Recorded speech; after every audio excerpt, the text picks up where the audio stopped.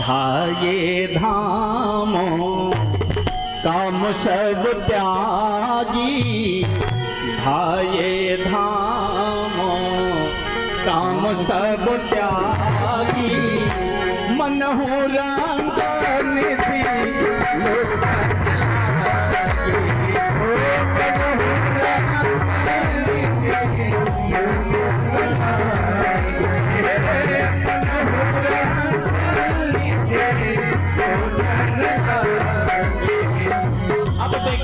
धीरे धीरे बजाना।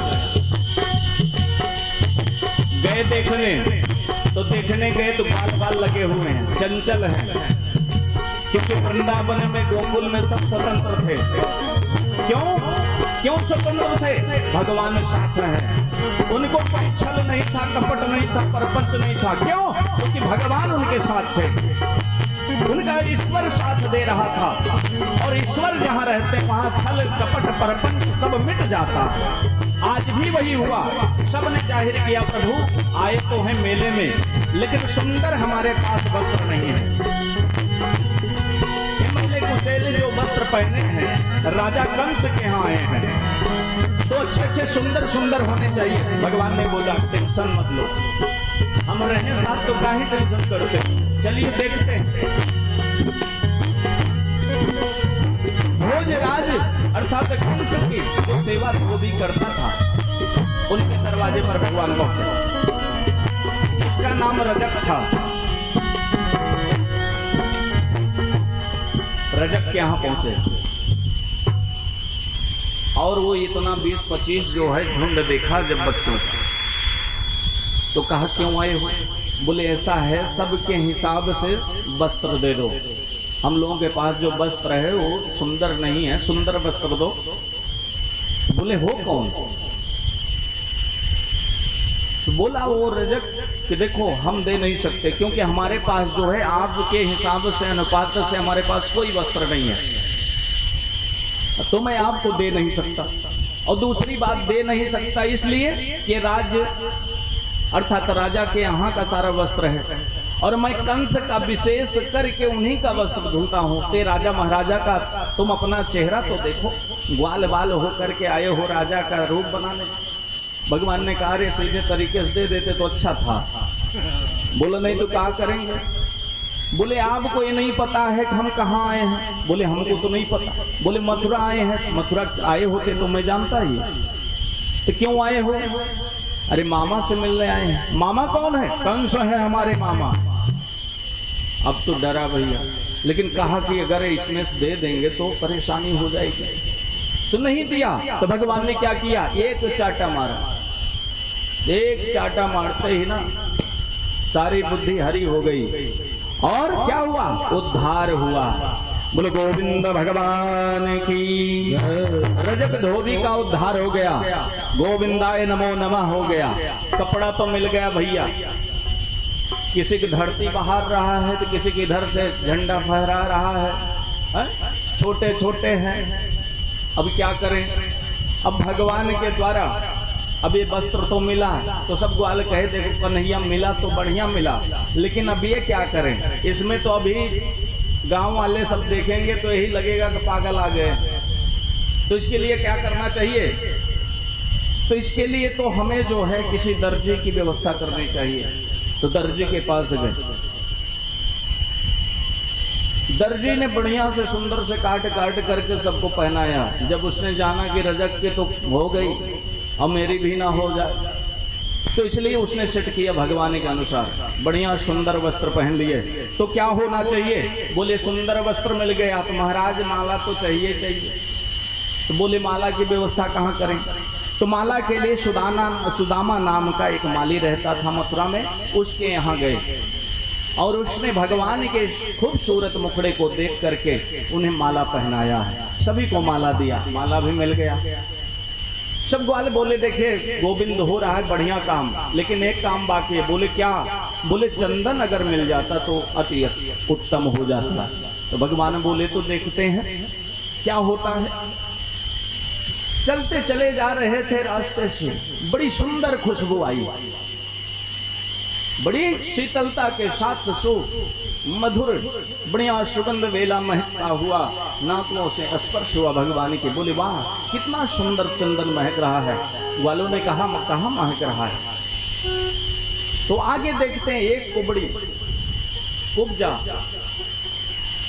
वो चली जा रही थी। भगवान ने पीछे से आवाज लगाई, ए सुंदरी रुको। तो वो कुब्जा सुंदरी नाम सुनते ही इधर उधर चारों दिशाओं में ऊपर नीचे देखने लगी। कौन मुझे आप सुंदरी कहने वाला है? इसका मतलब है कुछ बच्चे हमारा मजाक उड़ा रहे हैं, हमारा मजाक उड़ा रहे हैं।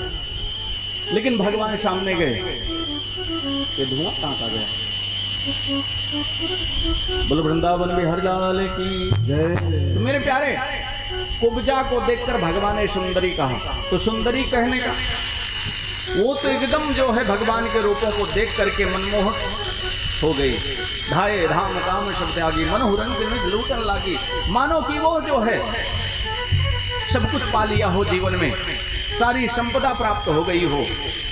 भगवान ने देखा कि उनके हाथ में बढ़िया स्वर्ण पात्र में केसर का तिलक है जो गमक रहा है।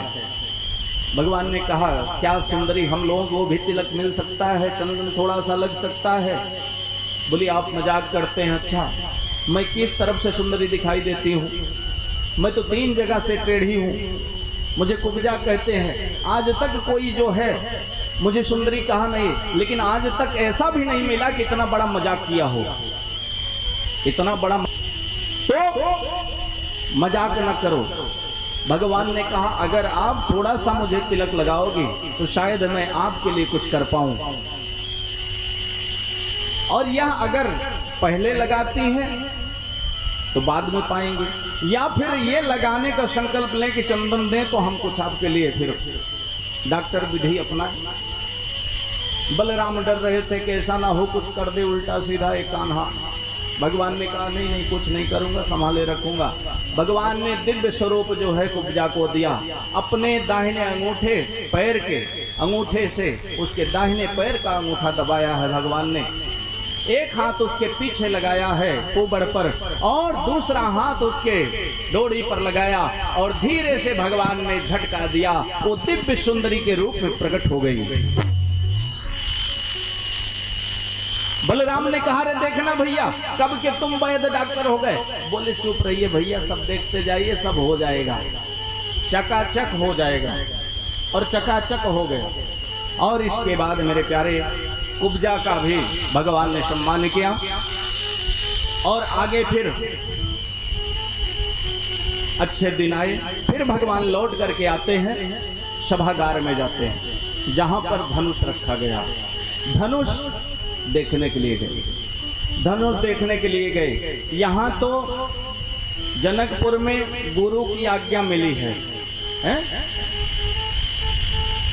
गुरु के आदेश से गए हैं, लेकिन वहाँ कोई गुरु नहीं है। अभी यज्ञोपवीत नहीं हुआ है, दीक्षा गुरु नहीं प्राप्त हुआ है, कोई भी नहीं। देखने गए बस धनुष को उठाया, प्रत्यंचा चढ़ाया, धड़ाम तोड़ गए।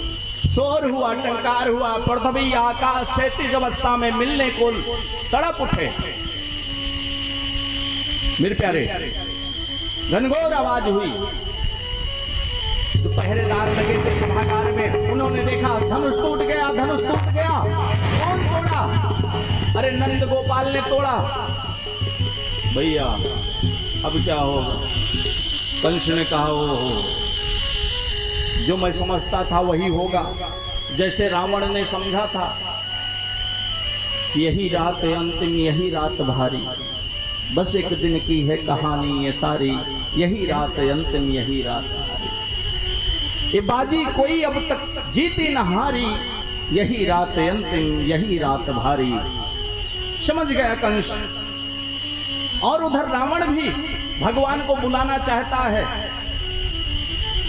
देखिए लोग कहते हैं सीता हरण किया, हाँ ये सत्य है, लेकिन सीता को उसी समय हाथ लगाया था जब साथ ले जा रहा था।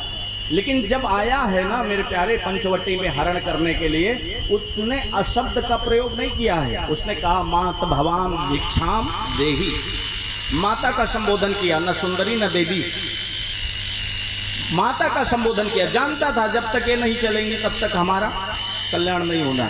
पूर्वार्थ कथा है, कथा बहुत ही है लेकिन कह नहीं पा रहे हैं समय के अनुसार। देखिए थोड़ा समय लगता है हमको, कूद कूद करके चलने की आदत नहीं है, और कहते हैं तो प्रेम से कहते हैं, सुनने वाले नहीं मिलते हैं, है ना। राधे राधे कहना पड़ेगा, जय जय। अरे इतने लोग, 100 लोग बैठे हो, 200 लोग, हाथ तो उठाओ, जय जय श्री राधे। और एक बार, जय जय श्री राधे, जय जय श्री राधे। आज धनुष टूटा, अब क्या होगा? शंखनाद होने लगा, युद्ध का घोष हो गया, घोषणा हो गई। मेरे प्यारे,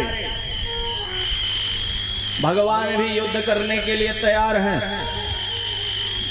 मलया युद्ध जहां मैदान में रखा गया है, बढ़िया दरवाजे पर कुबलया पीड़ हाथी लगाया गया है। जैसे तैसे सवेरा हुआ है। नंद बाबा बोले लाला चल, प्रभु बोले बाबा आप चलो, हम बाद में आएंगे। नंद बाबा तो आ गए। मेरे प्यारे, सभागार में गोविंद चले, जैसे ही प्रभु सभागार में प्रवेश करने लगे, दरवाजे पर कुबलया पीड़ हाथी, मदमस्त बढ़िया से मदपान किया हुआ, और महावत भी उसी प्रकार से 10,000 हाथियों का भी बल उस गज में है, और उतने ही बल महावत में भी है, जो एक भगवान के लिए खड़े हुए हैं। देखिए अहंकार मद जो है हमारा, ऐसे ही हर वक्त धर्म के रास्ते को रोकता है, और आज वो रोकने की कोशिश किया तो भगवान ने विशालकाय हाथी को, 10,000 का बल था, भगवान ने कहा ठीक है, महावत जाने नहीं दिया। तो भगवान ने कहा भैया क्या देखते हो, अरे इन सब का काम तमाम किया जाए। भगवान ने तुरंत ही बल को छेड़ करते हुए, दांत को उखाड़ते हुए, मान मर्दन करते हुए हाथी को नमो नारायण किया, और दोनों भाई एक एक दांत लेकर के सभागार में मलय युद्ध में प्रवेश किया। गुलबा के बिहारी सरकार।